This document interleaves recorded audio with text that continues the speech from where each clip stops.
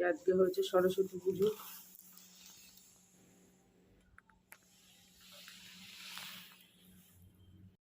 গোটা সিদ্ধ তৈরি হচ্ছে, যে গোটা গোটা সব জিনিস, সবজি, মটরশুঁটি আছে, আলু আছে, লঙ্কা আছে, বেগুন আছে, সাদা বেগুন, সাদা সিম, আর কি আছে, কুল আছে, বোতের শাক আছে, আর এই যে কলাই।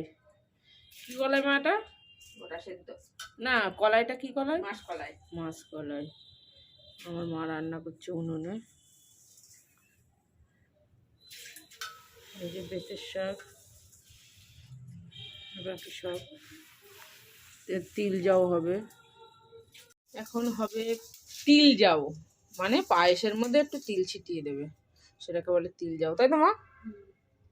আর ওই যে শিলের জিজ্ঞাসা করা, শিলেরটা শিল হচ্ছে না, যে ইয়ে করবে তো ঢাকা।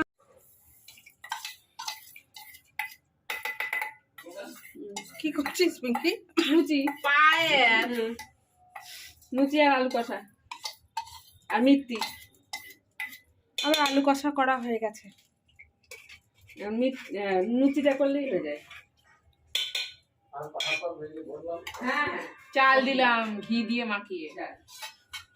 ও